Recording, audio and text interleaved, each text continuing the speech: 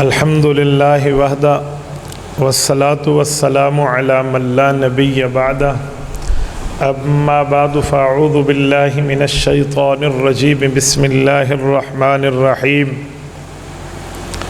کل نفس ذائقۃ الموت عن ابی سعید الخدری رضی اللہ تعالی عنہ قال قال رسول اللہ صلی اللہ علیہ وسلم القبر اما روضۃ من ریاض الجنہ او حفرۃ من حفر النیران رواہ الامام الہمام الترمذی فی جامعہ صدق اللہ العظیم وبلغنا رسولہ النبی الامی الکریم ونحن علی ذلک لمن الشاہدین والشاکرین والحمد للہ رب العالمین۔ معزز دوستو، ابھی بزرگ جو فرما رہے تھے، آج میری ہمشیرہ محترمہ کا جنازہ تھا، آپ سب اس کے لیے دعا فرمائیں، اللہ اس کی مغفرت فرمائے۔ ترتیب کے اعتبار سے تو میں نے آنا تھا، لیکن شاید میں اس وجہ سے نہ آتا، بس میں نے کہا میں ایک حاضری چھوٹی سی لگوا لوں، گھر کی فوتگی کا مسئلہ تھا، میں اپنے جسم پہ جبر کر کے آپ کے پاس آیا ہوں۔ بس آج کا پروگرام ان کے ایصال ثواب کے طور پہ کریں گے، اللہ اس کے قبر کے منازل کو آسان فرمائے، اللہ پسماندگان کو، بچوں کو صبر جمیل عطا فرمائے۔ میرے دوستو، ہم دنیا میں آئے ہیں تو ہمیشہ کے لیے نہیں آئے، ہم دنیا میں ایک وقت محدود لے کر آئے ہیں، اور وقت محدود بھی وہ ہے جس میں اللہ رب العزت کو ہم نے راضی کرنا ہے، صرف عمل نہیں کرنے، صرف نیکی کر کے راضی ہو کر خوش نہیں ہونا، بلکہ ہم نے اس عمل پہ اللہ کی رضا کو حاصل کرنا ہے۔ ہو سکتا ہے ہم نیکی تو کر لیں لیکن وہ نیکی قبول نہ ہو سکتا ہے ہم اچھائی تو کر لیں لیکن وہ اچھائی اللہ کے دربار میں مانی نہ جائے۔ تو بندہ نیکی کرے اور اللہ سے قبولیت کی دعا کرے۔ جب نیکی کریں گے اور قبولیت کی دعا کریں گے تو اس سے پتہ چلا کہ ہم اپنی نیکیوں پر گھمنڈ نہیں کر رہے، ہم اپنی نیکیوں کے اوپر کوئی ڈٹائی اختیار نہیں کر رہے، بلکہ اللہ کی رضا کے لیے کر رہے ہیں۔ ورنہ ہمیں صرف اپنی نیکیوں پر اعتبار آ جائے اور اس میں کہیں ریا ہو، اس میں کہیں خطا ہو، اس میں کہیں غلطی ثابت ہو جائے، اور کل قیامت میں ہماری نیکیاں تو آئیں لیکن ساتھ ریاکاری بھی آئے، نیکیاں تو آئیں ہماری خطائیں بھی آئیں، تو مجھے بتائیں پھر ہماری نیکیوں کا کیا بنے گا۔ میں ایک مرتبہ ریونڈ کے ممبر سے ایک کارگزاری ریونڈ مرکز میں سن رہا تھا، حضرت مولانا جمیل صاحب رحمۃ اللہ تعالی علیہ امام مرکز جو تھے ان کی موجودگی میں، وہاں ایک شخص نے اللہ کے راستے سے واپسی پر ایک کارگزاری سنائی۔ انہوں نے کہا میں نے خواب دیکھا، غالباً سانگڑ سندھ میں ان کی تشکیل تھی، کہا مسجد میں گشت کر کے رات کو خصوصی گشتوں سے واپس آئے، بڑے تھکے ہوئے تھے، دور دور تک گئے تھے، تو ہم رات کو لیٹ گئے۔ کہتے تہجد کے وقت جب میری آنکھ کھلی تو میں نے اس وقت ایک خواب دیکھا تھا۔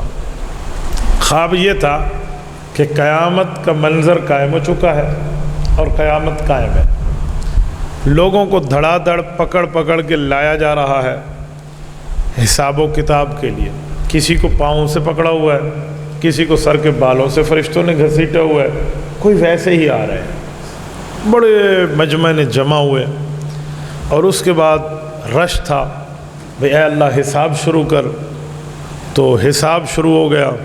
جب حساب شروع ہوا تو میزان عمل لگی، جس کو ترازو کہتے ہیں، وہ کہتے ہیں میں ترازو کے پاس گیا۔ جب میں ترازو کے پاس گیا تو میں نے ایک عجیب منظر دیکھا۔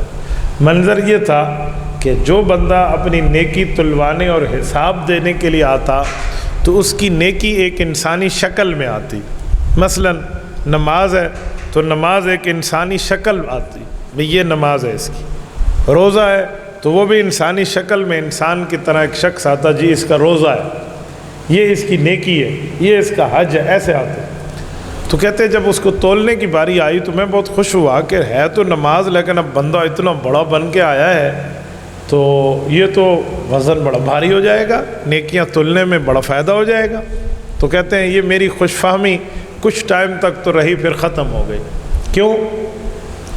کہ جب میزان عمل والے فرشتے اٹھے تو انہوں نے سینے کو چاک کیا، اس سے دل نکالا۔ اب میں دیکھ رہا ہوں وہ نیکیاں ہیں اور اس کے دلوں کو باہر نکالا۔ دل کو اپنے ہاتھ پہ رکھا، چھری سے کاٹا، 2 ٹکڑے کیے، تو وہاں اندر سے ایک چھوٹی سی خوبصورت سی چیز نکالی، اس کو تولا، باقی سب کو چھوڑ دیا۔ میں نے کسی حوالے سے معلوم کیا کہ یہ کیا مسئلہ ہے، تو انہوں نے کہا یہ نیکیاں تول رہی ہیں۔ میں نے کہا نیکی تو ساری ہے، تو سارے کو تولو، یہ صرف دل کے اندر کی چیزیں نکال کے کیا تولی چاہ رہی ہیں؟ تو انہوں نے کہا اللہ دلوں کے بھید کو خوب جانتا ہے، رب العزت نے انہیں بتایا ہے کہ ان کے دل میں نیکی کرتے وقت دنیا میں جتنا اخلاص تھا وہ اخلاص نکالو اور اس کو وزن میں تول لو۔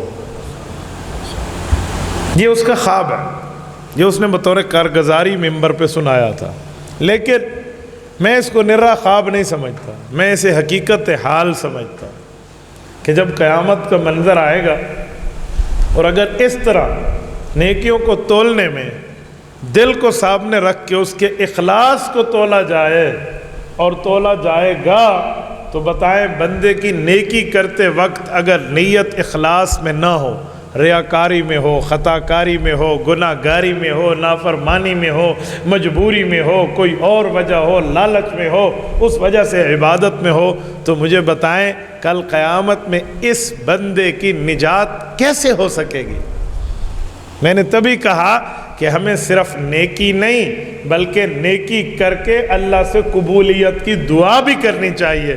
جب ہم قبولیت کی دعا کریں گے کہ اللہ میری اس ٹوٹی پھوٹی نیکی کو قبول فرما، تو 2 باتیں ہوں گی، اللہ قبول بھی فرمائیں گے اور اپنے دل میں یہ تکبر بھی نہیں رہے گا کہ جی میں نے نیکی کیا تو قبول ہو گئی ہے۔ سمجھ آئے گی کہ منت ترلا کر کے قبول کروائی جا رہی ہے، تو اس کا معنی اللہ کے سامنے عجز آئے گا بندے کے اندر، اللہ کے سامنے عاجزی پیدا ہوگی۔ تو میرے دوستو، ہمارے اعمال جو ہیں وہ اللہ کے دربار میں قبول ہو جائیں، یہ سودا بہت ہمارے لیے فائدہ مند ہے۔ اب دنیا میں تو ہم نے ہمیشہ رہنا نہیں ہے، ایک وقت مقررہ تک رہنا ہے، یہ بات یاد رکھیں۔ کوئی آج گیا، کوئی کل گیا، جانا ضرور ہے۔ جب سب نے جانا ہے، جب سب نے دنیا چھوڑنی ہے، تو ہمیں یہ سوچنا چاہیے کہ جو میرے اوقات گزر رہے ہیں، لمحات گزر رہے ہیں، یہ لمحات و اوقات میں میں اللہ کو کتنا راضی کر پایا۔ حضرت شیخ زکریا رحمۃ اللہ تعالیٰ علیہ نے حدیث پاک کے حوالے سے فضائل اعمال میں ایک بات ارشاد فرمائی ہے، فرمایا قیامت کے دن اللہ کے رسول نے فرمایا یہ جو بندوں کی ٹولیاں آئیں گی نا، جو لوگ آپس میں بیٹھ کر گپ شپ لگاتے تھے، مجلسیں کرتے تھے، محفلوں میں بیٹھتے تھے، میٹنگز اٹینڈ کرتے تھے، گپ شپ کے ماحول کو ایک کریٹ کیا ہوا ہوتا تھا، یہ بندے جب اللہ کے دربار میں آئیں گے، اگر ان آدمیوں کے پاس اس مجلس میں تلاوت قرآن ہوگی، رسول پاک اور رسول پاک کی آل صحابہ پر درود پاک ہوگا اور دین کی بات ہوگی، تو یہ محفل، یہ مجلس ان کے لیے خوشی، مسرت اور خوشخبری کا باعث ہوگی، اور جو مجلس اللہ کے ذکر سے خالی، رسول پاک کے درود سے خالی، دین کے کام سے خالی ہوگی اور دین کے خلاف ہوگی، یہ مجلس اس بندے کے لیے ندامت و حسرت کا باعث بن جائے گی۔ ہم نے دنیا میں یہ چیز نوٹ کرنی ہے، ہم نے دنیا میں یہ دیکھنا ہے کہ ہم کیا کر رہے ہیں۔ اللہ کے ذکر کا مطلب صرف، اللہ کی یاد کا مطلب صرف اللہ کو اپنے دل میں خوف بٹھانے کا، اللہ کا خوف بٹھانے کا مطلب کیا؟ مطلب ہر کام سنت کے مطابق ہو، ہر کام شریعت کے مطابق ہو۔ تاجر دکان میں تجارت کر رہا تو یہ بندہ اللہ کی رضا اپنے سامنے رکھے، ظلماً منافع نہ لے، کسی کے حق کو نہ کھائے، 2 نمبر چیز بتائے کہ یہ 1 نمبر نہیں ہے، یا 2 نمبر کو 1 نمبر کر کے نہ بیچے، چیز کا عیب ہو اسے بتلائے، واضح کرے، دوسرے کے مال پر ڈاکہ ڈالنے کے مترادف کام نہ کرے، تو اس کی تجارت یوں ہوگی تو کل قیامت میں خوشی کا باعث ہوگی۔ حالانکہ تجارت کر رہا. اسی طرح کوئی بندہ کسی معاملے میں لین دین کر رہا ہے تو اللہ کے رسول کا ذکر ضرور کرنا چاہیے. اس لیے تو کہتے ہیں بیٹھ کے بندہ یار 1 گھنٹہ دوست بیٹھ کے آپس میں گپ شپ لگاتے ہیں, اس میں 1 منٹ کی آیت پڑھ کے بندہ کوئی بات کر لے, یہ اٹھتے ہوئے دعا پڑھ لے مجلس کے برخاست ہونے کی, تو اس کا فائدہ یہ ہوتا ہے کہ اللہ لغویات کو معاف فرما دیتا. تو یہ بات میرے بھائیوں, ہم یہ طے کر کے اللہ کی خدمت, اللہ کے دربار سے آیا کہ ہم نے ہمیشہ نہیں رہنا, ہم نے دنیا چھوڑ جانا ہے. جب چھوڑ جانا ہے تو آخرت کا سامان اکٹھا کرو, آخرت کے معاملات اکٹھے کرو, آخرت کی یاد ہونی چاہیے آدمی کے پاس. جب آخرت سامنے ہوگی, مطمع نظر آخرت ہوگی, مطمع نظر اللہ کی رضا ہوگی, نقطہ نظر اللہ کی رضا کا حصول ہوگا, تو یقین مانے پھر گناہ کی طرف دل نہیں جائے گا. اگر گناہ ہو بھی گیا فوراً بندہ توبہ پر آ جائے گا, غلطی تسلیم کر لے گا, اپنی آپ کو سوری کرنے کا پابند بنائے گا, دوسرے کے دل کی خوشی اور دل جوئی کو حصول کی کوشش میں بڑھ چڑھ کے حصہ ڈالے گا. اور یہ تب ہے جب ہم آخرت کے معاملات کو سامنے رکھیں. اور آخرت کے معاملات کیسے سامنے آئیں گے؟ یہ استحضار سے آئیں گے. استحضار کا مطلب ماحول ایسا کریٹ کرو, آپ ایسے ماحول میں اٹھو اور بیٹھو, ایسے لوگوں کے ساتھ آپ کا اٹھنا اور بیٹھا ہو جن کے ساتھ بیٹھنے میں آپ کا ایمان تازہ ہو جائے. یہ بات یاد رکھیں, خیر جلیس السوء و شر جلیس السوء, یہ 2 چیزیں ہیں. ایک خیر ہے جلیس الخیر کا, ایک شر ہے جلیس السوء کا. جلیس کہتے ہیں دوست کو, جو آپ کے ساتھ بیٹھنے والا ہے نا, وہ یا جلیس الخیر ہے یا جلیس السوء ہے. یعنی یا تو وہ اچھا ہے یا وہ برا ہے, یا اس سے خیر ملے گی یا اس سے شر ملے گا.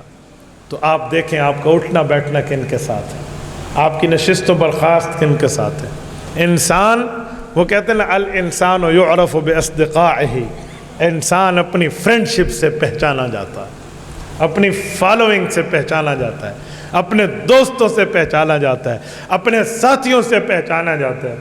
اردو زبان میں ایک لفظ چلتا ہے, آپ نے بھی کئی بار سنا اور کہا ہوگا کہ بد سے بدنام برا. کیا مطلب؟ بد سے بدنام برا, حالانکہ برا تو بد ہے, جو بد ذات ہے, جو بد کردار ہے, جو بد نصیب ہے, جو بد دین ہے, برا تو یہ ہے. اور جس کو بدنام کیا ہے وہ تو برا نہیں ہے, وہ تو صرف نام اس کا بدنام ہوا ہے. لیکن سمجھایا جا رہا ہے کہ بد بعضوں کا چھپ جاتے ہیں, بدنام مشہور ہو جاتے ہیں. اس لیے اپنے آپ کو بدنامی سے بھی بچاؤ.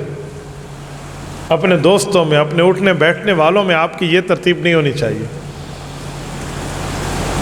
الانسان علی دین خلیلی, علماء نے لکھا ہے کہ انسان اپنے دوست کی دین کی بعض اوقات پیروی کر رہا ہوتا ہے دوستی یاری میں. تو جہاں دوستی ہو, جہاں تعلق ہو, وجہ دین رکھا کر. آپ دین رکھیں گے, مطمع نظر اللہ کی رضا رکھیں گے, خدا کی قسم اللہ آپ سے راضی رہے گا. آپ کی زندگی ایسے پرسکون گزرے گی, اس کے لیے نہ آپ کو کوئی گولیاں کھانے کی رات کو نیند کی ضرورت پڑے گی, اور نہ ہی ڈپریشن کے مرض کے شکار ہونا پڑے گا.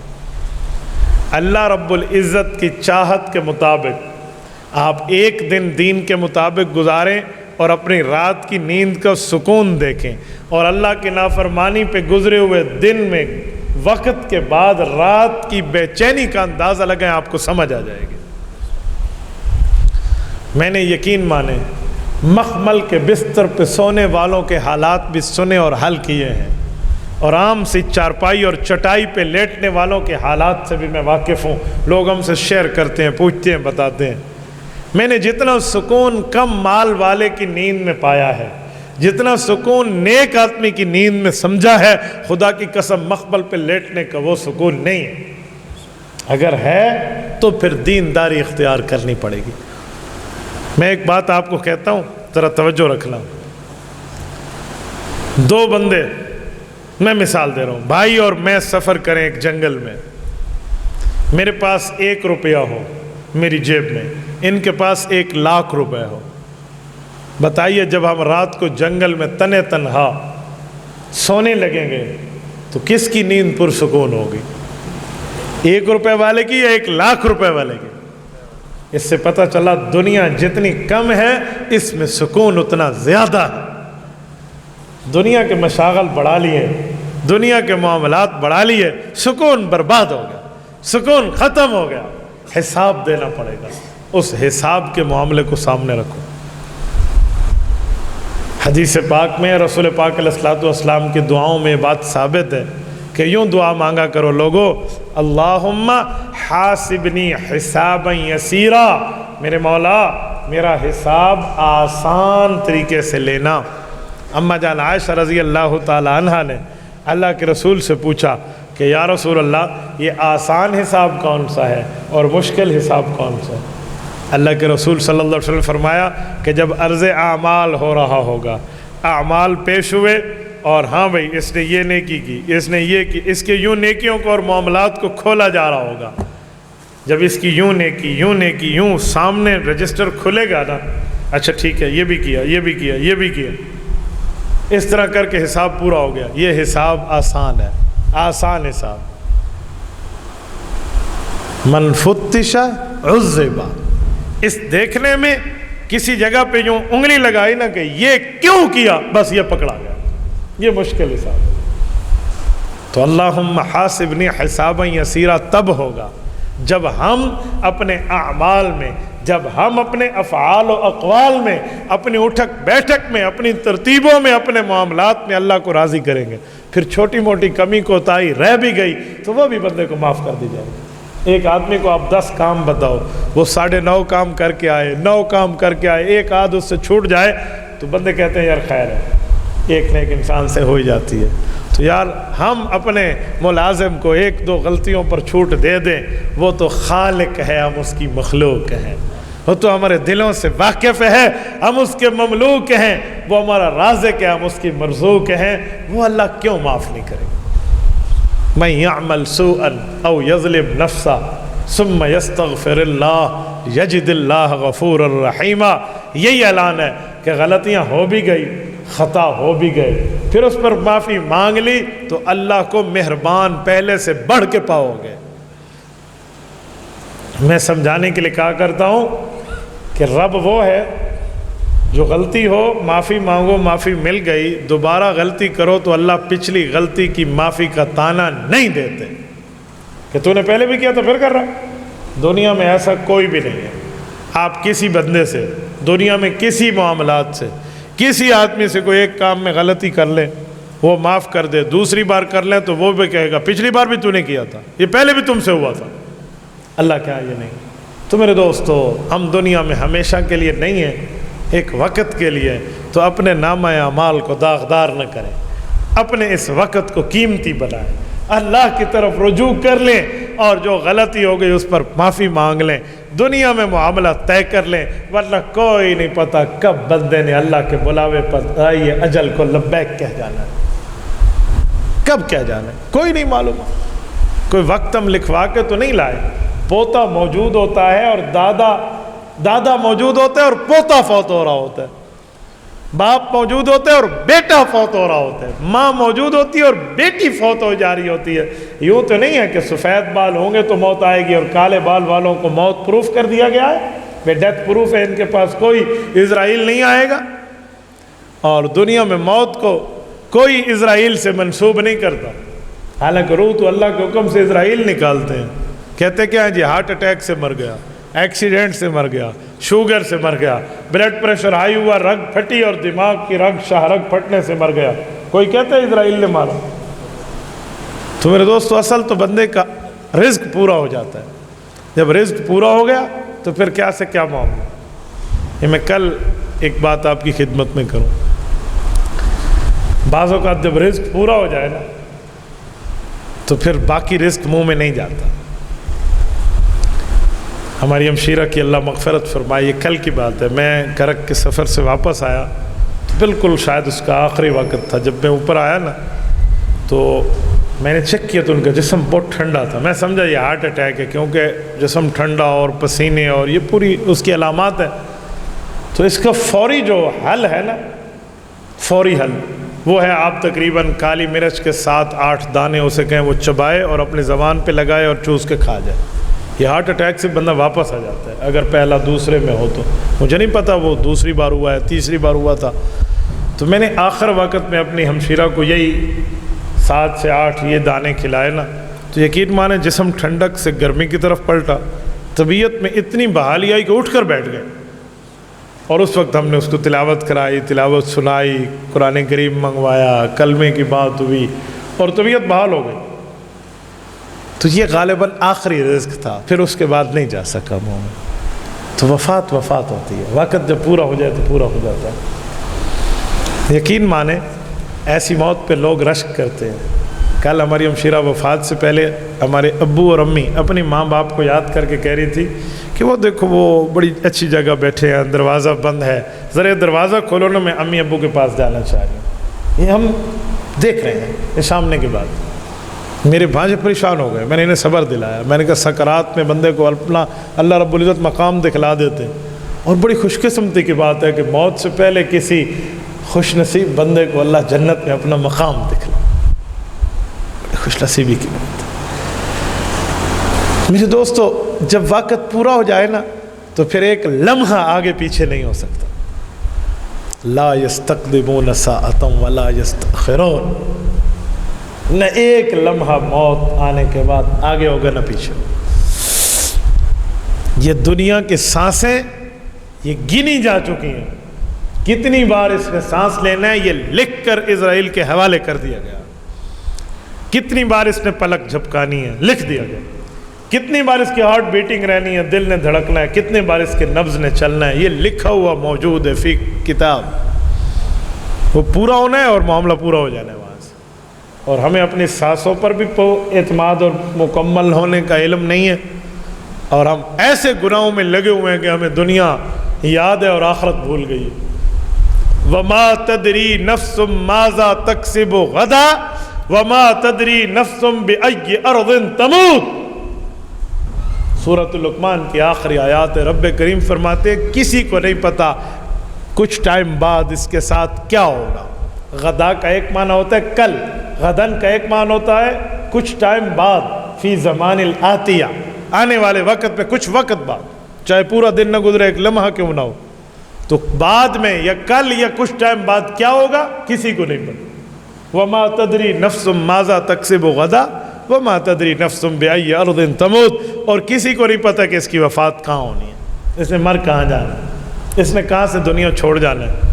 بھائی سب کا اعتبار کر لیں، سانس اور انسان کا اعتبار تو بندہ نہیں کر سکتا نا، اور جب یہ یقینی ہے تو ہمیں آخرت کی یاد کیوں نہیں اپنانی چاہیے، اور جب یہ یقینی ہے ہمیں آخرت کی طرف توجہ دے کر اپنے اعمال کو ٹھیک کیوں نہیں کرنا چاہیے۔ بس آج کی اس محفل کا اور آج کے ہمارے اس مجلس کا خلاصہ آخرت کی یاد ہے، آخرت کے لیے اعمال ہیں، اللہ کی رضا ہے، اللہ کی خوشنودی کا حصول ہے۔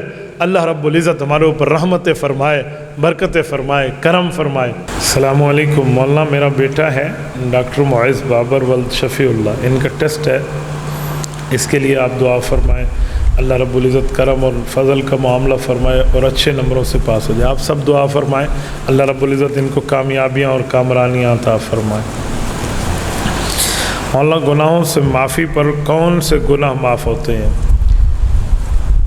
گناہوں پہ معافی کی دو قسمیں ہیں، ایک ہے معافی، ایک ہے تلافی۔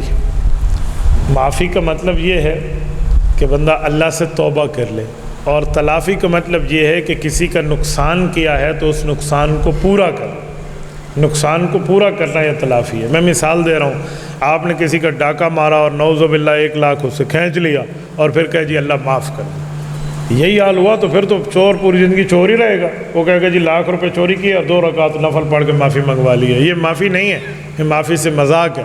معافی کا مطلب یہ ہے کہ آپ اس کو اس کے پیسے لوٹائیں پھر مانگیں، اللہ مجھ سے جرم ہو گیا۔ دیکھو ملک میں غداری کی سزا موت ہے۔ ایک بندہ غدار ہو اور کہے جی مجھے معاف کر دیں، پہلے غداری چھوڑے گا تو پھر معافی پر عدالت غور کرے گی۔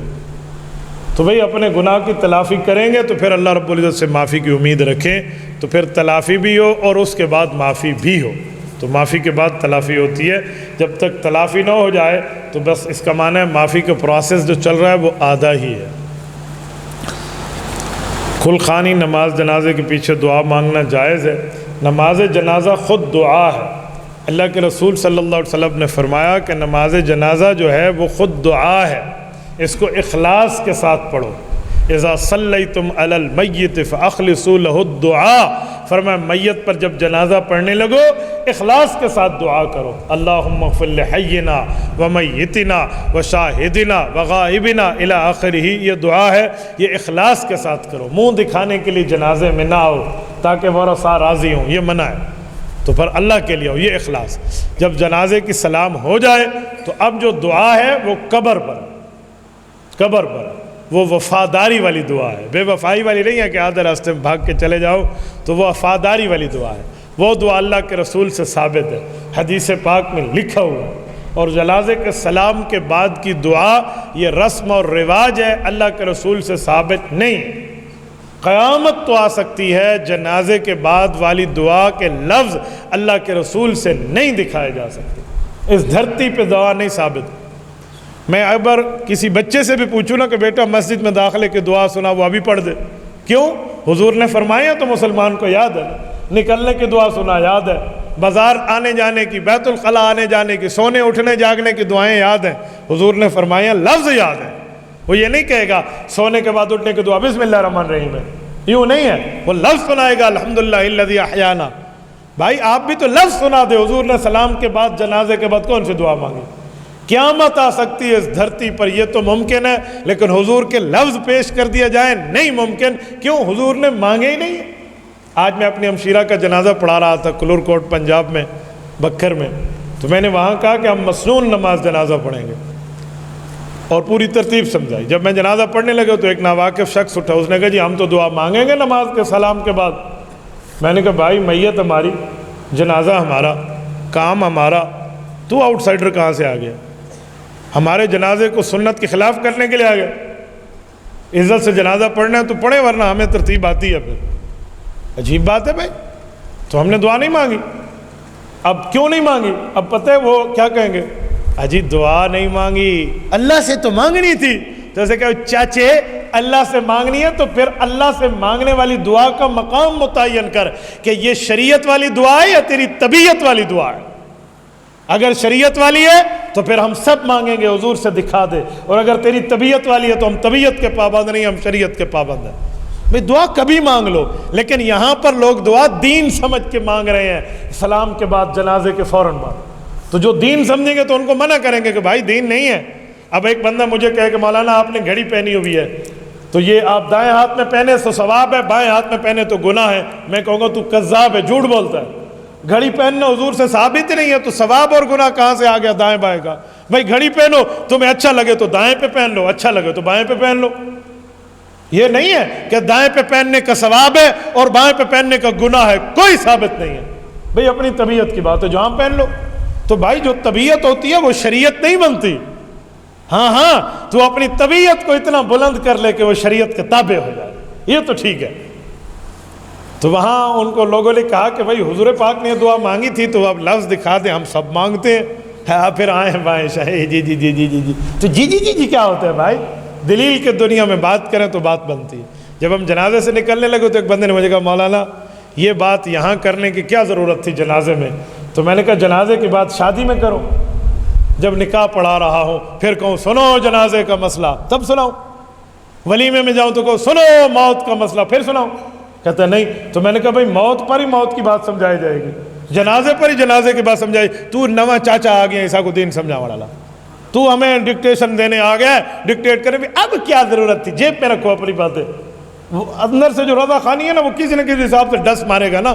تو میں نے کہا جی میں آپ کی چالوں کو بہت سمجھتا ہوں، جنازے پر جنازے کا مسئلہ سمجھائیں گے، شادی پر شادی کا مسئلہ سمجھائیں گے۔ اور اسی طرح یہ جو کل خانیاں ہیں، کل خانی کوئی شریعت کو ثبوت نہیں۔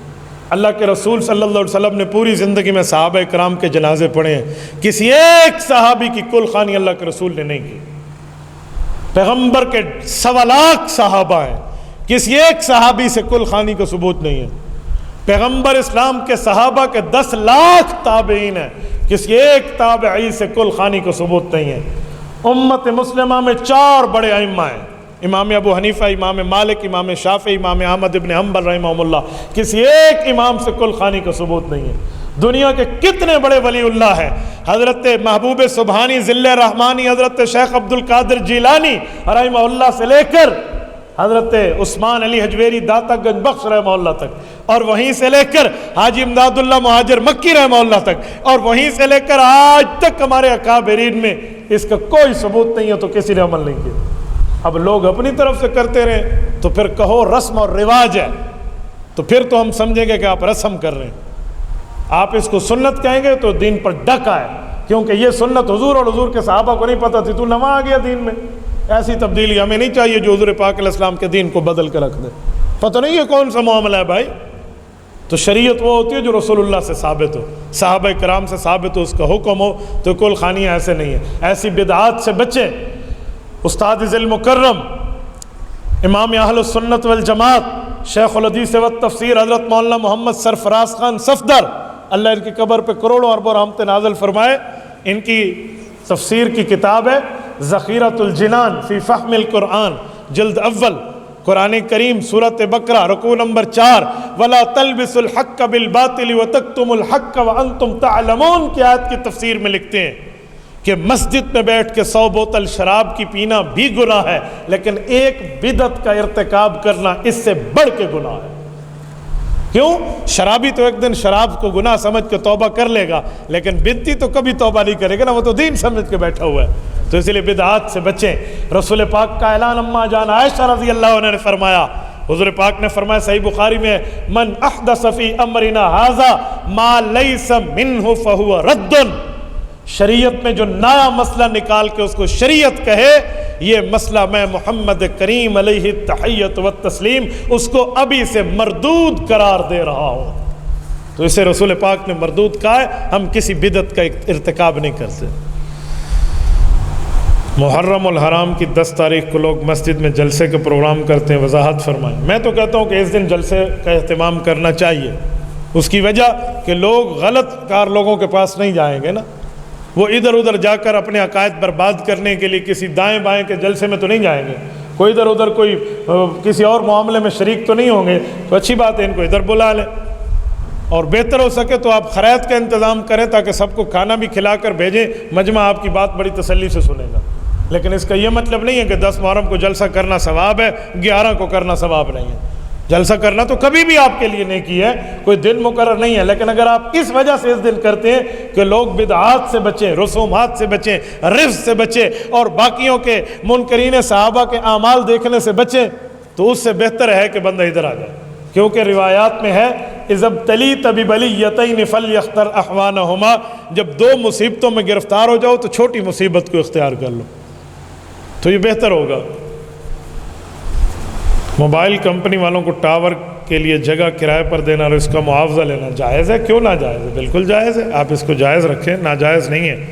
شاید آپ اس پر یہ بات کریں کہ میری زمین میں ٹاور لگا ہوا ہے، سگنلز یہیں سے جا رہے ہیں، لوگوں کے پاس نیٹ ورک جا رہا ہے، اور وہ اس پہ غلط چیزیں دیکھیں گے تو گناہ ہمیں ہوگا، شاید صوفی صاحب یہ فرمانا چاہ رہے ہوں، تو میں اس کی وجہ بتاؤں، پھر تو چھری بیچنا ناجائز ہو جائے گا کہ چھری مجھ سے تو پیاز کاٹنے کے لوگ لے جائیں گے اور کسی کی گردن پہ چلا دیں، لہذا چھری بنائے ہی نہیں، تو پھر کیا ہوگا؟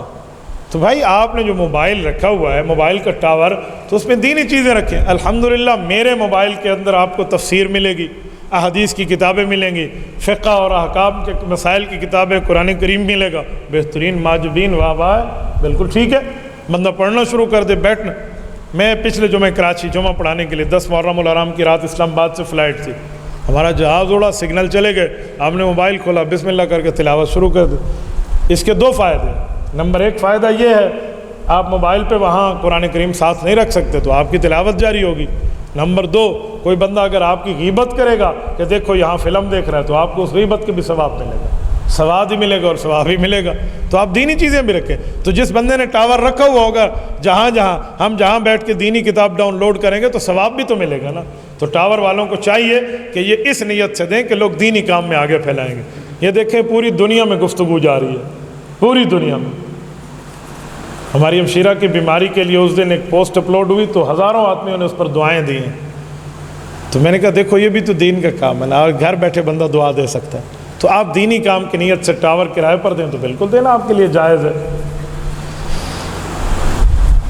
اب دیکھو نا، اگلا سوال بھی وہی ہے جس کے بارے میں پہلے سوال میں وضاحت کر چکا ہوں کہ موبائل میں قرآنی آیات یا دینی مکتوب موجود ہوں تو کیا بیت الخلاء میں موبائل کے ساتھ لے جانا گناہ ہے؟ بھئی دینی الفاظ میں اللہ کا نام ہوگا، رسول اللہ کا نام ہوگا، یہی کہنا چاہ رہے ہیں؟ تو پھر یہ تو نوٹ پر بھی اللہ رسول کا نام لکھا ہوتا ہے، حکمت اللہ بقلم خود جو لکھا ہوا ہو تو اللہ کا نام تو آ گیا نا، محمد احمد لکھا ہوا ہو تو اللہ کا نام تو آ گیا نا، تو پھر نوٹ بھی بندہ نہ لے جائے تو اس کا حکم ہے کہ یہ بند ہے اور جیب کے اندر ہے، تو جب جیب کے اندر ہے آپ لے جا سکتے ہیں، کوئی گناہ نہیں ہے، تو وہ جیب کے اندر ہو تو گناہ نہیں ہے، اور جو آپ موبائل لاک پاس ورڈ پتہ نہیں کیا سے کیا تالے لگا کر لے جاتے ہیں تو یہ بھی جائز ہے، یہ کوئی مسئلہ نہیں ہے۔ اچھا، شیطان پٹیاں پڑھاتا ہے، یہ شیطان کی پٹیوں میں ایک پٹی ہے کہ قرآنی آیات جیب میں ہوں گی، بیت الخلاء جاؤ گے گناہ ہوگا، لہٰذا قرآن ڈاؤن لوڈ ہی نہیں کرو، گانے شانے رکھی رہو۔ ایک بندہ مجھے کہہ رہا تھا، استاد جی آپ تو کہتے ہیں قرآن پاک موبائل میں ڈاؤن لوڈ کریں، میری موبائل میں تو غلط چیزیں بھی آ جاتی ہیں، فوٹو آ جاتے ہیں کبھی عورتوں کے، کبھی ادھر ادھر کے، آئی ڈیز کھلی ہیں، تو اس میں قرآن رکھو تو توہین نہیں ہوگی؟ میں نے کہا صوفی صاحب تجھے شیطان نے نئی پٹی پڑھائی ہے، اس کے پاس 70,000 نورانی داؤ ہیں، تیرے اوپر ایک داؤ چلایا ہے، ایک کام کر۔ کہتے کیا؟ میں نے کہا ساری گناہ کی چیزیں ڈیلیٹ کر دے، قرآن ہی قرآن رکھ۔ اب چپ جی، میں نے کہا شاباش شاباش، قرآن ڈیلیٹ کرنے پہ نعوذ باللہ تیار بیٹھے ہیں گانوں کی وجہ سے، ان گانوں کو ڈیلیٹ کر لے قرآن کی وجہ سے۔ شیطان پٹی پڑھا رہا ہے اور یہ حضرت صاحب ہمیں ترغیب دے رہا ہے بلے نہیں، قرآن رکھنے کی ضرورت نہیں، جب ہم دینی چیز ہی نہ رکھے تو پھر کیا رکھیں؟ پھر وہاں فتوری تو گاہ میں دے کسے رکھواؤں دے؟ خدا کے بندے دینی چیز رکھے تو بہت بہتر ہوگا۔ جناب قریشی صاحب السلام علیکم۔ وعلیکم السلام ورحمۃ اللہ۔ میرا سوال ہے کہ حضرت علی المرتضیٰ کی پیدائش خانہ کعبہ کے اندر ہوئی تھی؟ جی بالکل، حضرت علی المرتضیٰ کی پیدائش خانہ کعبہ کے اندر ہوئی تھی۔ خانہ کعبہ کے اندر 2 صحابہ کی پیدائش ثابت ہے، ایک حضرت علی المرتضیٰ رضی اللہ عنہ، ایک سیدنا حکیم ابن حزام رضی اللہ تعالیٰ عنہ، یہ دونوں خانہ کعبہ کے اندر پیدا ہوئے ہیں۔ ان کی والدہ محترمہ اس وقت گئی ہوئی تھیں اور ولادت کا وقت ہو گیا۔ حضرت فاطمہ بنت اسد رضی اللہ عنہ حضور پاک کی چاچی ہیں، حضرت علی کی اماں جان ہیں، صحابیہ رسول ہیں، ابو طالب کی بیوی ہیں، حضرت فاطمہ الزہرا رضی اللہ عنہ کی چاچی بھی ہیں، اور حضرت فاطمہ الزہرا رضی اللہ تعالیٰ عنہ کی جو ہے نا کیا کہتے ہیں چاچے کے، ان کے والد کی چاچی ہے نا، اور ان کی ساس بھی ہیں، یہ وہاں گئی ہوئی ہیں، حضرت علی المرتضیٰ کی وہاں پیدائش ہو گئی ہے۔ ایسے حکیم گئی ہوئے ہیں تو حکیم ابن حزام پیدا ہو گئے، تو یہ تو ثابت ہے۔ لیکن اگر اس سے شاید کوئی اور طبقہ یہ ثابت کرے کہ جو کعبے میں پیدا ہوتا ہے وہ پہلا خلیفہ ہے، آج کل تو یہ بھی لوگوں نے ایسے بھیکویں مسئلے ثابت کیے ہوئے ہیں نا، ادھر ادھر کے مسائل، حالانکہ خانہ کعبہ میں پیدائش پر خلافت تو ثابت نہیں ہوتی۔ کوئی اس طرح مجھے کہہ دے مولانا یہ ٹیشو کا ڈبہ پڑا ہوا ہے تو لہٰذا یہ جگ ہے، بھئی اس ٹیشو کے ڈبے سے اس کا جگ ہونا کہاں سے ثابت ہوا؟ تو ایک چیز کے ثبوت سے دوسری چیز کا بڑھ کے ثبوت کہاں سے ملتا ہے؟ تو یہ ایسا نہیں ہے۔ اگر پہلا خلیفہ ماننا ہے تو پھر حضرت حکیم ابن حزام رضی اللہ عنہ کو ماننا پڑے گا، ان کی پیدائش بھی کعبہ پہ ہوئی ہے۔ تو بھائی کعبہ عبادت گاہ ہے، کوئی اس طرح لوگوں کی ولادت گاہ نہیں تھا، یہ تو اتفاق سے پیدائش ہو گئی ہے، تو آپ اس کو کیا کہیں گے؟ اس کو پہلے خلیفے کی بنیاد پہ نہ لے جائیں، ایک شرف کی بات کریں کہ ایک اچھی جگہ میں حضرت علی المرتضیٰ رضی اللہ عنہ کی اور حضرت حکیم ابن حزام رضی اللہ عنہ کی پیدائش ہوئی ہے۔ مسجد کے دروازوں میں شیشے لگے ہوئے ہیں، جب نماز پڑھتے ہیں تو آدمی کو اس میں چہرہ نظر آتا ہے، نماز پڑھنا جائز ہے؟ بالکل جائز ہے، کوئی نہیں مسئلہ۔ اگر آپ کی نماز خراب ہوتی ہے تو آپ آنکھیں جھکا لیا کریں یا آنکھ بند کر لیا کریں۔ عام طور پہ نماز میں آنکھ بند کرنا ٹھیک نہیں ہے، لیکن مجبوری ہو، کوئی وجہ ہو تو آنکھ آپ بند کر سکتے ہیں۔ اگر آپ کو آپ کا چہرہ نظر آتا ہے تو ٹھیک ہے، پھر آپ آنکھ بند کر لیں، ایسی کوئی بات نہیں ہے۔ بندے کو اپنا آپ نظر آئے، نماز ٹوٹتی ہے، تو پھر کسی کو اپنی نماز میں سایہ نظر آ جائے، ظہر کی نماز میں اگر سورج تھوڑا سا پیچھے ہو تو بندے کا سایہ آگے ہو جائے گا، تو پھر نماز ختم ہو جائے گی، تو وہ بھی سایہ اور عکس ہے، اور شیشے میں نظر آنے والا بھی سایہ اور عکس ہے۔ اس عکس سے آپ کی نماز میں کسی قسم کی کوئی کمی واقع نہیں ہوتی۔ حضرت جس انسان کو صلاۃ الوتر میں دعائے قنوت نہ آتی ہو تو وہ کیا کرے؟ دیکھو بہت اچھا سوال ہے، میں کہتا ہوں اس طرح کے لوگ سوال کریں نا بنیادی، جس سے دینی معلومات ہوں۔ دعائے قنوت نہیں آتی تو کوئی سی دعا پڑھ لیں، کوئی سی دعا، وہ آیت ہو پھر بھی ٹھیک ہے، حدیث ہو پھر بھی ٹھیک ہے، کوئی سی دعا ہو، آپ کوئی سی دعا عربی زبان میں پڑھ لیں، لیکن دعائے قنوت سیکھتے رہیں۔ یہ نہیں ہے کہ ساری زندگی آپ قل هو اللہ احد پڑھتے رہیں۔ ایک بندے نے مجھے کہا میں تو 3 بار قل هو اللہ احد پڑھ لیتا ہوں۔ میں نے کہا پھر ساری رکعت میں 3 بار قل هو اللہ احد ہی پڑھ لیا کر کے سورۃ فاتحہ پڑھتا ہے۔ تو بھائی یہ اسٹپنی کے طور پہ تو بندہ کچھ عرصے تک پڑھ لے، کوئی نہ کوئی دعا ساتھ لگا کر، ہمیشہ کے لیے نہیں ہے، ہمیشہ کے لیے آپ کو دعائے قنوت پڑھنی پڑے گی. تو آپ ساتھ ساتھ سیکھتے رہیں اور یہ عام دعائیں آپ وتر میں پڑھتے رہیں. میں جب غسل کرتا ہوں تو میرا 21 ہے امن، میرا بہت زیادہ ٹائم لگاتا ہے. مجھے کوئی 40 سے 50 بار کلی ہوتی ہے، 40 سے 50 بار ناک میں پانی جاتا ہے. میرے بھائی ایک شیطان ہے جس کی ڈیوٹی ہے کہ لوگوں کو وضو اور غسل میں شکوک میں ڈالو. آپ پر وہ شیطان اور وہ دیو غالب آ چکا ہے. 3 بار کلی کیجئے، 3 بار ناک میں پانی ڈالیے، بس. استنشق ثلاثہ ومضمض ثلاثہ، حدیث میں آتا ہے 3 بار اللہ کے رسول صلی اللہ علیہ وسلم کلی فرماتے، 3 بار ناک مبارک میں پانی ڈالتے. اگر آپ کو اس کے بعد شک رہ جاتا ہے نا، 3 بار پورا ڈالنے کے بعد شک رہ جاتا ہے، تو آپ اس شک کو کہیں جاؤ گیٹ آؤٹ، نکل یہاں سے، میں نے 3 بار کر لیا، اب غسل ہوا بھی نماز پڑھوں گا، نہیں ہوا میں نماز پڑھوں گا. 2 بار ایسے پاؤں دبا کر آپ اس شک کو بھگاؤ، یہ شیطان ایسے بھاگے گا وَلَهُ زُرَات، جیسے حضرت عمر کا نام سن کر شیطان دوڑ جایا کرتا ہے. تو آپ تھوڑی کام کریں تو صحیح نا، ورنہ 40-50 کم ہیں. ایک وقت آئے گا آپ 400 اور 500 پر پہنچ جاؤ گے، شیطان ایسے گلے دبا کر آپ کو بیٹھ جائے گا. شیطان کو بھگانا سیکھیں، شیطان کو بلانا نہ سیکھیں، شیطان کو بھگانا سیکھیں. 3 بار کر لیں جی ٹھیک ہے، تو بہت زیادہ ٹائم تو واقعی لگے گا. یہ ہوتا ہے وسواس. تو وسواس میں سورۃ الناس ایک آدمی کثرت سے پڑھے تو اللہ پاک اس شیطان سے دور کر دیتے ہیں، ورنہ وسوسہ اتنا زیادہ ہو جائے گا. ہمارے یہاں ایک قریبی علاقے میں ایک شخص کو نماز کی نیت میں وسوسہ پڑ گیا. وہ آتا نا 4 رکعت کی نماز پڑھنے، تو وہ زبان سے نیت کرتا. حالانکہ زبان سے نیت سکھائی جاتی ہے 2 وجہ سے. یا تو بچے کو سکھاؤ تاکہ اس کو پتہ چلے میں ظہر پڑھ رہا ہوں، عصر پڑھ رہا ہوں، مغرب عشاء پڑھ رہا ہوں، جمعہ پڑھ رہا ہوں، جنازہ پڑھ رہا ہوں، عید پڑھ رہا ہوں. یا سکھائی جاتی ہے اس آدمی کو جس کو پتہ ہی نہ ہو کہ نماز کیسے پڑھتے ہیں شروع میں. یہ ہر بندے کے لیے زبان سے کہنا ضروری نہیں ہے. آپ کو پتہ ہے نا میں نے عشاء پڑھنی ہے، اللہ اکبر، بس جو دل میں وہ نیت ہو گئی. لفظ کہنے ضروری نہیں ہے کہ آپ ریپیٹ کرتے رہیں. النیت فی القلب لا علی اللسان، نیت آپ کے دل کا نام ہے، دل کے ارادے کا، زبان کے الفاظ کا نام نہیں ہے. تو وہ بیچارہ زبان سے کہتا، اور میں نے خود دیکھا وہ اپنے کانوں کو پکڑ کے یوں کہتا پڑھ رہا ہوں اللہ کے لیے، امام کے پیچھے قبلہ شریف کے منہ 4 رکعت، 1 2 3 4 رکعت، 4 رکعت، یوں 4 کھینچ کے اپنے کان کی لو کو اتنا کھینچتا کہ سرخ ہو جاتے اس کے کان. پھر وہ کہتا 4 3 نہیں 4، چل لے. اور میرے دوستو ہم نے کئی بار مشاہدہ کیا، میں جس مدرسے میں پڑھتا تھا یہ اس کا نمازی تھا، تو وہ اگر رکوع میں امام ہوتا نا اور یہ آ جاتا تو یقیناً اس کی رکعت چلی جاتی، اگلی رکعت پہ شاید جا کر ملتا 4 4 4 کہہ کر. تو یہ بیچارے کا یہ حال ہو چکا تھا. تو ایسے نہیں ہوتا، بندے اس کو چھوڑ دو. پھر بندہ پریشان ہو جاتا ہے تو پریشانی میں سارے معاملے خراب ہو جاتے ہیں. تو اس کو بھگانا سیکھیں بھائی. السلام علیکم مفتی صاحب. وعلیکم السلام ورحمۃ اللہ. کیا سیاسی شخص قاتل چور کے پیچھے نماز ہوتی ہے یعنی امام بن سکتے ہیں؟ بھئی اگر سیاسی ہے اور اس نے کوئی بیچارے نے کرپشن نہیں کی، سیاست میں چل رہا ہے، تو پھر اس کو کیوں آپ خواہ مخواہ سے کہتے ہیں کہ تو نماز نہیں پڑھ سکتا؟ خالی سیاسی ہونے سے نہیں ہے، کوئی سنیاسی ہے ساتھ، سیاسی کے ساتھ سنیاسی ہے تو وہ بتائیں. نمبر 2، چور اور قاتل ہے تو ہو سکتا ہے آپ تک اس کی چوری پہنچی ہو اور اس کا مال واپس کرنا نہ پہنچاؤ، یا پتہ نہیں اس نے چوری نہ کی ہو، بد سے بدنام برا ہوا پڑا ہو بیچارہ، تو آپ کیوں خواہ مخواہ سے اسے چور بنانے کے چکر میں؟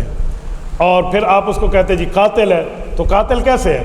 اگر اس نے قتل کیا ہے اور بعد میں اولیاء نے معاف کر دیا تو قتل ختم ہو گیا. اور اگر ایسی بات نہیں ہے، وہ چوری پر بھی قائم ہے، قتل پر بھی قائم ہے، کرپشن پر بھی قائم ہے، اس آدمی کے پیچھے نماز نہیں ہوتی، آپ پڑھ دیں. لیکن ہے ثبوت اور ایویڈنس اور پروف چاہیے، صرف آپ کا دماغ نہیں ہے یہ ایسے ہے تو ایسے.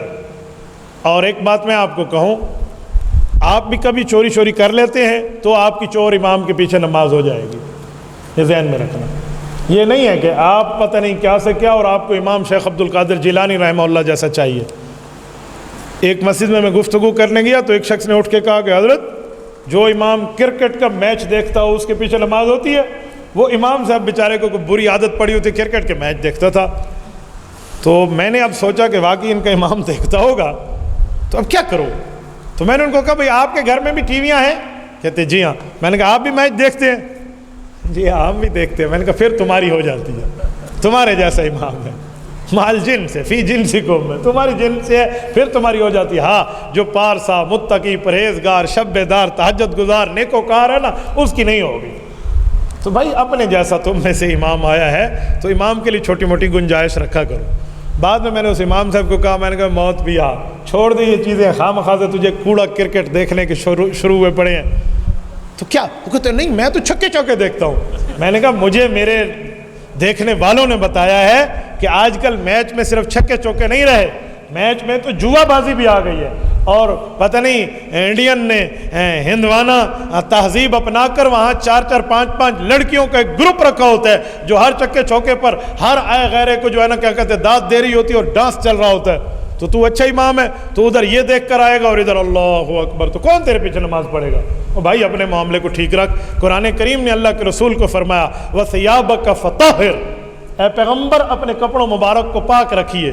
حضور پاک کے کپڑے تو پاکوں کے پاک کپڑے ہیں، یہ ان کو فرما کر ہمیں بتایا گیا ہے کہ اپنے معاملات کو ٹھیک رکھیے. وَالرُّجْزَ فَاهْجُرْ، شرک کی پلیتی کو اور گناہ کی پلیتی کو اپنے قریب نہ آنے دو.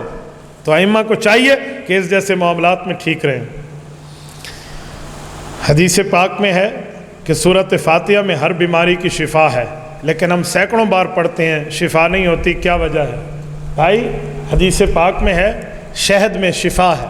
ایک صحابی نے جا کر اپنے بھائی کو شہد پلایا، اسے صحت نہ ملی. حضور نے فرمایا پھر پلاؤ پھر پلاؤ پھر پلاؤ.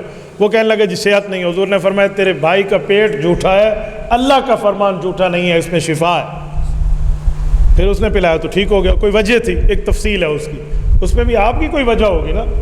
آپ بھی تو ماشاءاللہ تازی بد نظری کر کے الحمدللہ رب العالمین کا ورد کر کے پھونک دیتے ہوں گے. آپ کو بھی اپنے اعمال کو ٹھیک کرنا چاہیے. بھائی ادھر دیکھیں ادھر دیکھیں مجھے دیکھیں. چینی کے ساتھ یہاں پانی میں حل کر کے پانی پیوں تو میٹھا ہوگا یا نہیں ہوگا؟ لیکن اگر گلاس میں سالن بھی پڑا ہو اور میں چینی والا پانی بھی ڈال لوں، مٹھائس مجھے محسوس ہوگی؟ یا مجھے صفرا کی بیماری ہو، میرا ذائقہ چلا گیا ہو، جدید دور کی کوئی بیماری مجھے لگ گئی ہو اور میرا ذائقہ چلا جاتا رہا ہو اور میں کہوں جی چینی اور نمک تو ایک برابر ہے، تو وجہ چینی کی نہیں ہوگی، میری ہوگی. تو آپ وجہ دیکھیں. عورتوں کو عادت ہوتی ہے وہ گفتگو کرتے وقت ناک پہ انگلی رکھ لیتی ہے. ایک عورت تھی تازہ بچے کو استنجا کرا کر آئی تو اس کے ہاتھ میں گندگی لگی ہوئی تھی، نجاست. تو چاند چڑھا ہوا تھا، ساری عورتیں چاند دیکھ رہی تھی، اس مہینے کا چاند طلوع ہو گیا ماشاءاللہ. تو وہ بھی کہنے لگے اچھا چاند طلوع ہو گیا. اب وہ نجاست والی انگلی تھی تو انہیں ناک پہ رکھی تھی. کہا ہے تو بڑی بدبو والا چاند یار، یہ کیسا چاند ہے؟ تو غلطی اس کی انگلی میں تھی. تو بھائی غلطی آپ کے معاملات میں ہوگی اور آپ اللہ اور اللہ کے رسول کے فرمان کو نعوذ باللہ تکذیب کر رہے ہیں. جو صحت نہیں ملتی ہے اس کی کوئی وجہ ہونی، کوئی معاملات ہونے ہیں، کوئی معاملات کے ساتھ وجوہات. انگلش میں کہتے ہیں نا سائیڈ ایفیکٹ ہوگا اس کا کوئی. تو سائیڈ ایفیکٹ میں آپ ذرا دیکھیں کہ معاملات کیا ہے.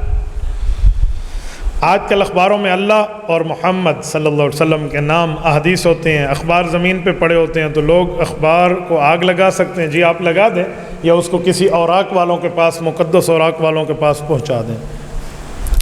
کسی مسلمان بھائی کو ہندو کہنے سے مسلمان کافر تو نہیں ہوتا، جبکہ کہنے سے مراد اس کا عقیدہ نہ ہو بلکہ اس پر بری نیت ہو. رہنمائی فرمائیں. پتہ نہیں آپ کا سوال کا مطلب کیا ہے. جو میں سمجھا ہوں وہ یہ ہے کہ شاید آپ نے اس مسلمان کو کہا ہے کہ تجھ میں ہندو والے کام پائے جاتے ہیں، جو کام ہندو کرتے ہیں تو کر رہا ہے. اتنا کہنے سے تو کوئی کافر نہیں ہوتا اور اتنا کہنے سے آپ بھی گناہ گار نہیں ہیں اگر وہ واقعی ایسا ہے تو. اور اگر ایسا نہیں ہے تو پھر آپ نے بہت برا کیا ہے. آپ اس سے معافی مانگیں اور تلافی بھی کریں، اس سے سوری کریں. یہ گناہ آپ نے کیا ہے. کیوں مسلمان کو اس طرح غلط القاب سے آپ کہتے ہیں؟ بہت بری بات ہے. مفتی صاحب میرے والد صاحب اپنے دوستوں کو گھر لاتے ہیں، جب میں اپنی بیوی اور بہنوں کو پردے کا کہتا ہوں تو میرے والد ناراض ہوتے ہیں، گالیاں نکالتے ہیں. مفتی صاحب اب میں کیا کروں؟ انا للہ و انا الیہ راجعون. جو اپنی محارم کا پردہ نہ کرے اور نہ کرائے اور پردہ کرانے پہ راضی ہو جائے، ایسے باپ کی اس مسئلے میں آپ کے ذمہ اطاعت نہیں ہے. جو آپ کی بیوی ہے وہ ذمہ داری آپ کی، آپ کے والد کی نہیں ہے. اپنی بیوی کو پردہ کرانا آپ کی ذمہ داری ہے. آپ کا باپ ایک نہیں 1,00,000 بار ناراض ہو، 1 کروڑ بار ناراض ہو، آپ اللہ کے حکم میں مخالفت میں اس کی اطاعت نہیں کر سکتے. لا طاعت لمخلوق فی معصیت الخالق. اللہ کی نافرمانی ہو تو وہاں مخلوق کی اطاعت جائز نہیں ہے. تو آپ یہ نہیں کر سکتے۔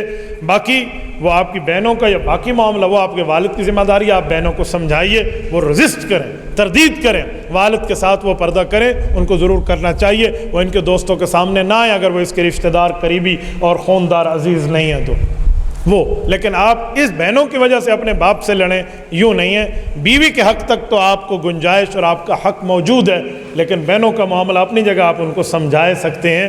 باقی اپنے والد کے لیے دعا کریں، اللہ پاک اس کو ہدایت عطا فرمائے۔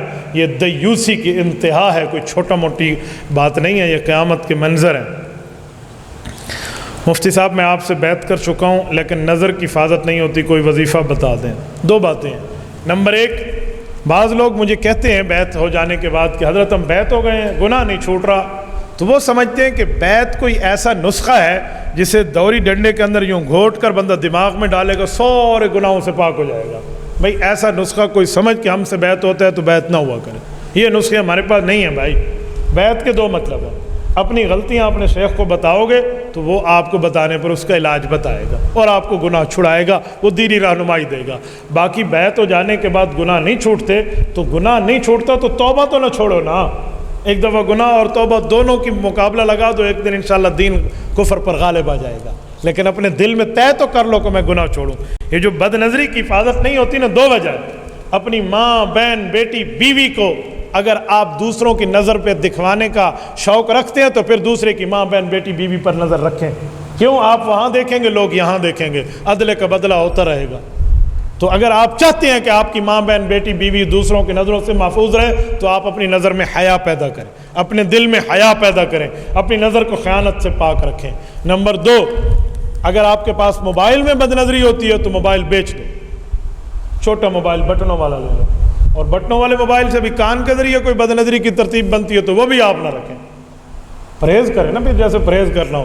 آپ گناہ بھی کر رہے ہیں اور کہیں اف توبہ توبہ توبہ توبہ توبہ، اس سے توبہ نہیں ہوتی بھائی، تو پورا یا ایھا الذین آمنوا، اللہ پاک فرماتے ہیں توبوا الی اللہ توبۃ نصوحا، پکی توبہ کرنا سیکھو، پھر غلطی ہو جائے تو پھر کرو، پھر غلطی ہو جائے تو پھر کرو، لیکن توبہ کو نہ چھوڑو۔ آج کل عامل حضرات منہ مانگا دم تعویذ پر 2000 روپے لیتے ہیں، کیا میں ان سے دم کرا سکتا ہوں؟ تو آپ نہ جائیں ان کے پاس، آپ کو کس نے کہ آپ ان کے پاس جائیں گے؟ آپ جب ان کے پاس جائیں گے تو ان کی ڈیمانڈ تو پوری کریں گے نا۔ آپ مجھے کہیں جی میں یوٹیلٹی اسٹور پہ جاتا ہوں اور مجھے کریانہ اسٹور کا ریٹ تو نہیں ملتا، تو یوٹیلٹی اسٹور پہ جا کے آپ کو کریانہ کا ریٹ تو نہیں ملے گا۔ آپ کو کس نے کہا آپ حضرت مولانا کے پاس آئے نا، مولانا سے میرے سر میں درد ہو تو میں دم کرا لیتا ہوں حضرت مولانا طاہر صاحب سے، آپ حضرت سے آ کر دم کرا لیں، یہ کیا بات ہے؟ آپ جب ایسے بندوں کے پاس جائیں گے جو آپ کو ایران توران، یہ جو ہے نا کیا کہتے ہیں، نور محمد، فتح محمد، چنگو جیسے جنوں کے نام بتائیں گے اور آپ کو ڈرائیں گے کہ یہ آپ پہ، وہ آپ پہ مسلط ہوگا، کوئی گلشیر آئے گا، کوئی گلباز آئے گا، اس طرح کی باتیں وہ آپ کو سنائیں گے تو پھر تو آپ پریشان ہو جائیں گے نا۔ آپ ان جیسے عاملوں کے پاس جاتے کیوں ہیں بھائی؟ تو ایسے عاملوں کے پاس بابا آپ نہ جائیں، آپ ٹھیک لوگوں کے پاس آئیں، ٹھیک دم کرائیں، منزل کا اہتمام کریں، خود آپ نمازوں کے پابند رہیں، جنات جانیں گے بھئی یہ دیندار بندہ ہے تو آپ کو کچھ نہیں کہیں گے۔ جب آپ پلیتی میں گھومیں گے، حالت جنبی ہونے میں کھائیں پیئیں گے تو پھر جنات نہیں، یہ خود آپ پہ سارے مسلط ہو کر بیٹھ جائیں گے۔ بازار میں، مارکیٹ میں عشاء اور صبح کی نماز با جماعت نہیں ہوتی تو کیا میں مسجد میں جماعت پڑھنا درست ہے؟ جی اچھا، جمعے کی، ہاں جس جگہ جماعت، عام جماعت سے نہ ہوتی ہو نا عام نماز، اس جگہ جمعہ پڑھیں تو جمعہ ہو جاتا ہے، کیوں نہیں ہوتا؟ جمعہ تو ہو جاتا ہے، لیکن شاید صبح اور عشاء مارکیٹ بند ہونے کی وجہ سے نہ ہو سکتی ہو، تو اس کا یہ مطلب نہیں ہے کہ وہاں جمعہ جائز نہیں ہے، جمعہ جائز ہے، آپ جمعہ وہاں اگر کوئی امام پڑھانے والا ہے یا آپ پڑھا سکتے ہیں تو آپ جمعہ پڑھا سکتے ہیں۔ جماعت سے رہنے والا اگر مسجد پہنچے اور امام رکوع میں جھک گیا ہو، مسبوق اللہ اکبر کہہ کر رکوع میں شامل ہو جاتا ہے حالانکہ قیام فرض ہے۔ جس نبی نے قیام فرض ہونا بتایا ہے نا، اسی نبی نے فرمایا ہے کہ مدرک رکوع مدرک رکعت ہے۔ اللہ کے رسول صلی اللہ علیہ وسلم سے جو ثابت ہے نا وہ ماننا پڑے گا۔ حضور پاک کے دور میں جو صحابی رکوع میں شامل ہوتا، حضور فرماتے اس نے رکعت پا لی، من ادرک الرکوع فقد ادرک الرکعت، جس نے رکوع پا لیا اس نے رکعت پا لی۔ تو ہمارے پیغمبر صلی اللہ علیہ وسلم نے فرمایا۔ بعض چیزیں ایسی ہوتی ہیں جو کسی اور حکم کی وجہ سے خاموش ہو جاتی ہیں، مثلا آپ نے اللہ اکبر کیا امام کے پیچھے، جب امام قرات شروع کر چکا تھا تو آپ نے سبحانک اللہم نہیں پڑھنا، حالانکہ سبحانک اللہم تو آپ کو پڑھنا چاہیے تھا، تو وہ اس وقت جب امام پڑھے تب آپ پڑھو. اب امام قرات شروع کر چکا تو آپ سبحانک اللہم نہیں پڑھیں گے، آپ خاموش ہو جائیں گے. تو بعض حکم کی وجہ سے معاملات میں جوڑ کر دکھائے جاتے ہیں. اسی لیے جب آپ نے اللہ اکبر کیا اور رکوع میں شامل ہو گئے تو رکعت ہو گئی. اوکے، جزاکم اللہ خیرا. باقی جو آپ نے کہا نا قیام فرض ہے، آپ کو کس نے کہا قیام فرض ہے؟ تھوڑی تفصیل مجھے دیں گے. ایک بندہ قیام نہیں کر سکتا، بیٹھ کے نماز پڑھتا ہے، تو اس کی نماز نہیں ہوگی؟ بولیے. آپ کہیں گے کوئی وجہ ہے، تو یہاں رکوع میں ملنے والی کی بھی کوئی وجہ ہے، تو وجہ سے دوسری وجہ ثابت ہونا سمجھ آ جاتا ہے. مولانا ابھی 10th کے پیپر دیے ہیں، اچھے نمبر آنے کے لیے دعا فرمائیں. اچھے نمبر آنے کے لیے دعا آپ فرماتے نا، اچھا لکھ کر آتے تو میں دعا بھی کر لیتا. دعا آپ نے کی ہے تو دعا میں کرتا ہوں، اللہ آپ کو اچھے نمبروں سے کامیابیاں عطا فرمائے. دربار میں کھانا کھانا، لنگر کھانا، جو دربار کے شعبہ، دربار کیا؟ بادشاہ کا دربار؟ بھائی دربار کا تو مجھے نہیں سمجھ آ رہی، پتہ نہیں آپ کیا کہنا چاہ رہے ہیں. اگر اللہ کے نام پہ ذبح شدہ ہے، کسی غیر اللہ کے نام پہ ذبح نہیں ہے، تو وہ آپ کھا سکتے ہیں. اور اگر غیر اللہ کے معاملات ہیں تو پھر بالکل آپ نہیں کھا سکتے. سوشل میڈیا پر طریقہ برہانیہ والے دین کی باتیں کر رہے ہیں، کون لوگ ہیں؟ میں نہیں جانتا. مجھے آپ کی اس پرچی سے علم ہوا ہے، میں ان حضرات کو جانتا ہوتا یا مجھے تفصیل پتہ ہوتی تو میں بات کہہ سکتا.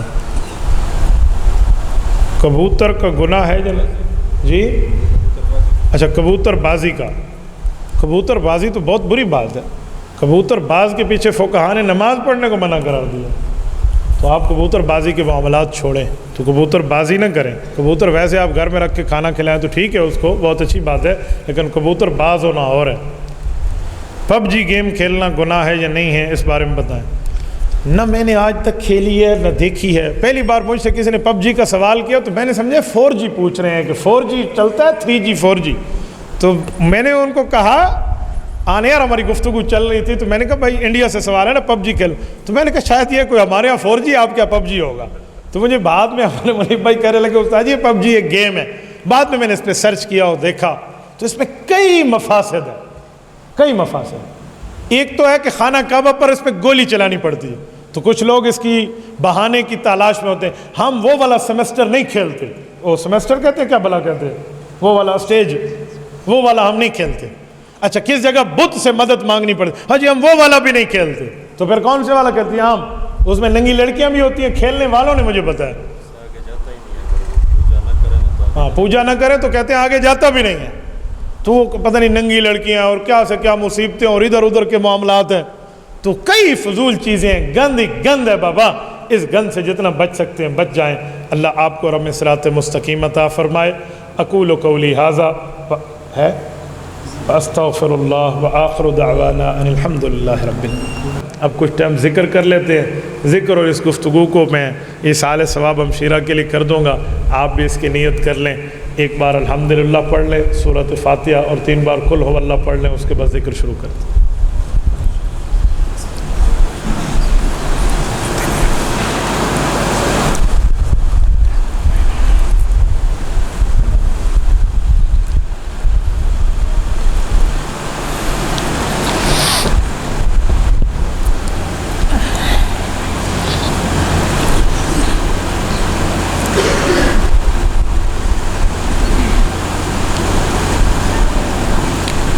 کتنے بجے نماز ہے؟